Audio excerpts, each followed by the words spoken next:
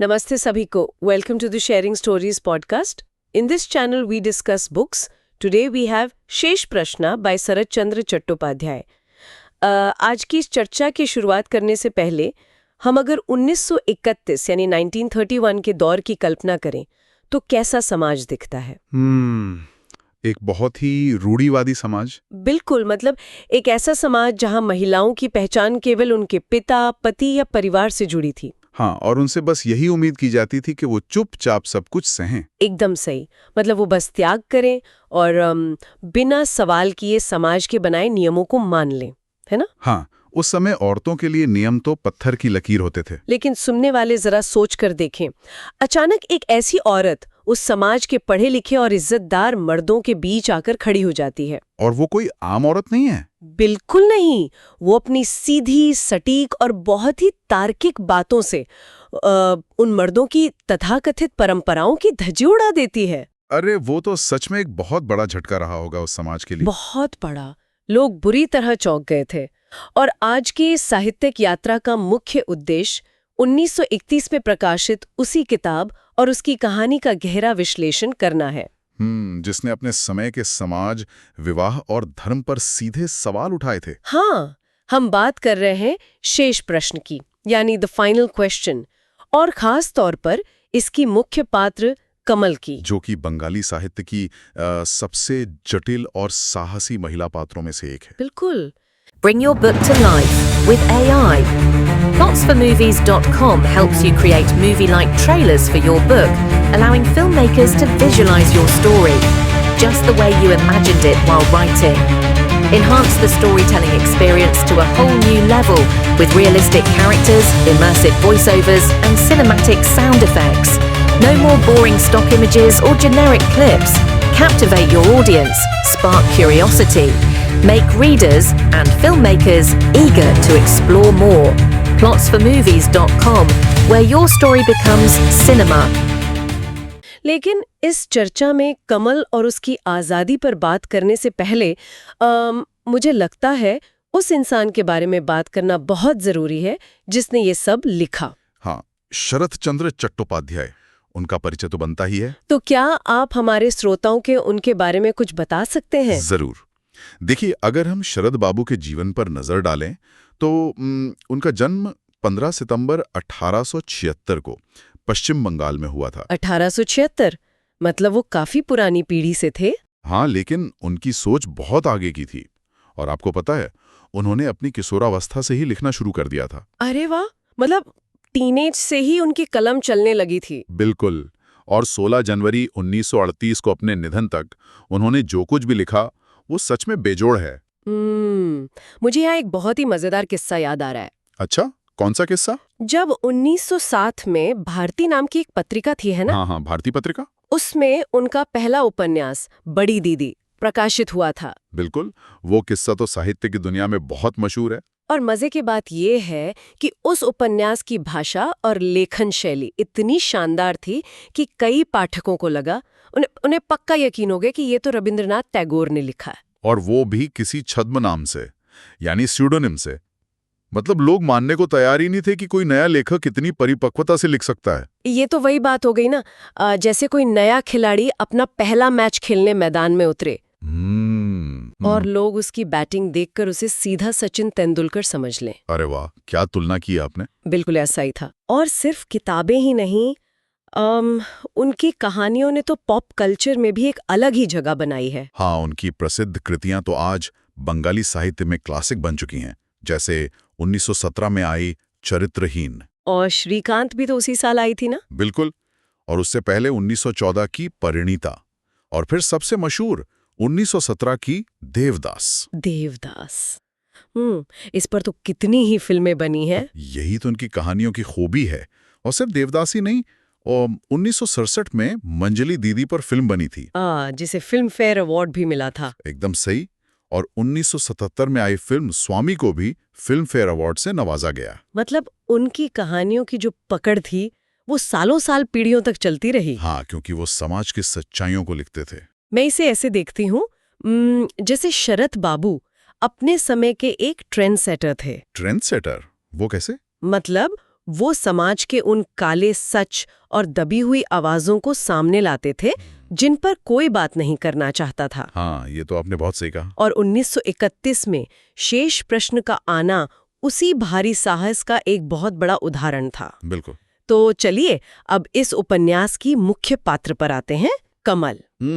कमल, जो कि एक पढ़ी लिखी, निडर और आत्मविश्वासी महिला है। और सबसे बड़ी बात, वो किसी के बनाए नियमों पर नहीं चलती, वो अपने नियम खुद बनाती है। हाँ, मतलब वो अकेले यात्रा करती है, खुद के लिए काम ढूंढती है। और उस दौर में जहां महिलाओं की आजादी के बारे में सोचना भी अजीब माना जाता था। वही तो, कमल का ये रवैया आसपास के लोगों के लिए बहुत ही चौंकाने वाला था। लेकिन मुझे लगता है सबसे बड़ा झटका लोगों को तब लगा होगा जब उन्हें पता चला कि कमल के कई पुरुषों के साथ संबंध है। अपने अपरंपरागत विचार भी सबके सामने रखती है। तो मैं यहाँ विशेषज्ञ के तौर पर आपसे एक बहुत ही तीखा सवाल पूछना चाहती हूँ। जरूर पूछिए। क्या कमल का ये सब करना, मतलब अकेले घूमना, कई संबंध रखना, क्या ये सिर्फ समाज को चिढ़ाने या विद्रोह करने के लिए था, या इसके पीछे कोई गहरी समझ और सच्चाई थी? ये बहुत ही बेहतरीन सवाल है। और देखिए, इसका सीधा सा जवाब ये है कि कमल जो भी कर रही थी वो सिर्फ दिखावा या विद्रोह नहीं था। अच्छा, तो फिर क्या था? दरअसल कमल की पुरुषों के साथ जो बातचीत है ना, वो वास्तव में उन पुरुषों के खोखलेपन को उजागर करती है। मतलब उनकी असुरक्षाओं को बाहर लाती है। हाँ, उनकी असुरक्षाओं को, यानी उनकी इनसिक्योरिटीज को, और उनकी झूठी नैतिकता को भी। मैं समझ रही हूँ। मतलब जब समाज के वो ठेकेदार कमल को नियम सिखाने आते हैं तो कमल उन्हें आईना दिखा देती है। एकदम सही। कमल रूढ़िवादी नैतिकता या महिला होने की पुरानी परिभाषा को स्वीकार करने से साफ इनकार कर देती है। और मुझे लगता है कि इसी वजह से ये किताब अपनी शैली, यानी स्टाइल और विषय के मामले में बहुत अलग है। बिल्कुल अलग है।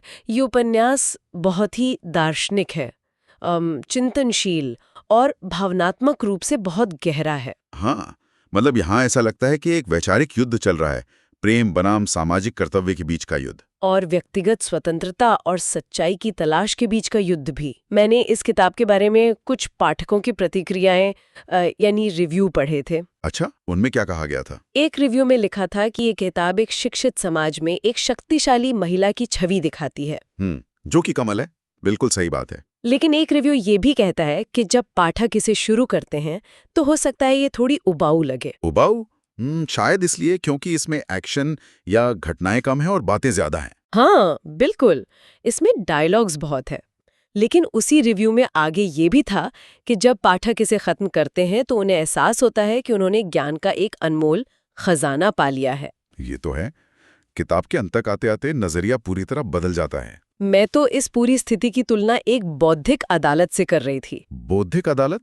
मतलब इंटेलेक्चुअल कोर्ट रूम? हाँ, जहाँ कोई हथियार या एक्शन वाला लड़ाई झगड़ा नहीं है। तो फिर वहाँ क्या चल रहा है? वहाँ विचारों और तर्कों की तीखी बहस चल रही है। अरे वाह, ये एनालॉजी बहुत ही सटीक है ना? और इसी अदालत में समाज के दोहरे मापदंडों को कमल के द्वारा कटघरे में खड़ा किया जा रहा है। बिल्कुल। वो अपने तर्कों से पुराने नियमों को पूरी तरह से तोड़कर रख देती है। तो इस सब भारी चर्चा के बाद आखिर इस किताब का जो शीर्षक है, शेष प्रश्न, उसका वास्तविक अर्थ क्या है? देखिए, शेष प्रश्न का मतलब है द फाइनल क्वेश्चन। ये किताब सिर्फ एक कहानी नहीं है, ये समाज, रिश्तों और धर्म पर बहुत बड़े सवाल उठाती है। और यहाँ तक कि इंसान की अपनी मान्यताओं पर भी। बिल्कुल। और इस किताब की सबसे दिलचस्प बात यह है कि शरद बाबू इसमें कोई अंतिम जवाब नहीं देते। मतलब कोई एक फिक्स्ड निष्कर्ष नहीं है? नहीं, वो निष्कर्ष देने के बजाय श्रोताओं और पाठकों के सामने एक अंतिम सवाल खुला छोड़ देते हैं। वो सवाल क्या है? सवाल ये है कि क्या इंसान समाज की उम्मीदों के सामने झुके बिना सच में एक सच्ची और आजाद, यानी ऑथेंटिक जिंदगी जी सकता है? ये तो बहुत ही गहरा सवाल है। हाँ, और इसका जवाब हर पाठक को खुद अपने अंदर खोजना पड़ता है। से इनकार करना आज भी उतना ही क्रांतिकारी महसूस होता है। एकदम सही। आज के समय में भी इसकी प्रासंगिकता बहुत ज्यादा है। हाँ, क्योंकि नैतिक दुविधाओं से जूझ रहे आज के समाज के लिए ये किताब बहुत आधुनिक है, बहुत मॉडर्न है। बिल्कुल। आजादी और सामाजिक दबाव की लड़ाई आज भी तो चल ही रही है। सच में आज की इस एक गहरी चर्चा ने बहुत सोचने पर मजबूर कर दिया है। हाँ, शरद बाबू की लेखनी का जादू ही कुछ ऐसा है। लेकिन इस चर्चा को खत्म करने से पहले मैं एक आखिरी विचारोत्तेजक सवाल सभी सुनने वालों के लिए छोड़ना चाहती हूँ। बिल्कुल, बताइए वो सवाल क्या है? शरद बाबू ने ये सवाल 1931 में उठाया था। लेकिन क्या 100 साल बाद आज का हमारा आधुनिक समाज सच में कमल जैसी आजाद और बेबाक महिलाओं को पूरी तरह से स्वीकारने के लिए तैयार हो पाया है? बहुत तीखा और सोचने वाला सवाल है। या हम आज भी उस आजादी से डरते हैं? ये सच में सभी श्रोताओं को सोचने पर मजबूर करेगा। We are at sharingstories.in are showcasing books by Indian authors through the hashtag Pushing Indian Authors campaign. This content is supported by platformmovies.com, an AI-enabled book trailer platform where you can watch 1-minute trailer of the book to understand the book better before you buy it. बिल्कुल, ये भारतीय लेखकों को बढ़ावा देने की बहुत अच्छी पहल है। और हाँ, जाने से पहले एक छोटी सी गुजारिश है। सभी सुनने वालों से मेरा आग्रह है कि इस चैनल को सब्सक्राइब करें और हमें अपना सपोर्ट दें। और डिस्क्रिप्शन में दिए गए लिंक से इस शानदार किताब शेष प्रश्न को जरूर खरीदें और पढ़ें। बिल्कुल। और कमेंट सेक्शन में हमें ये बताना न भूलें कि किसी भी भारतीय लेखक द्वारा लिखी गई आपकी सबसे पसंदीदा किताब कौन सी है। हम आपके कमेंट्स का इंतजार करेंगे। आज की इस बौद्धिक यात्रा में हमारे साथ जुड़ने के लिए आप सभी का बहुत बहुत धन्यवाद।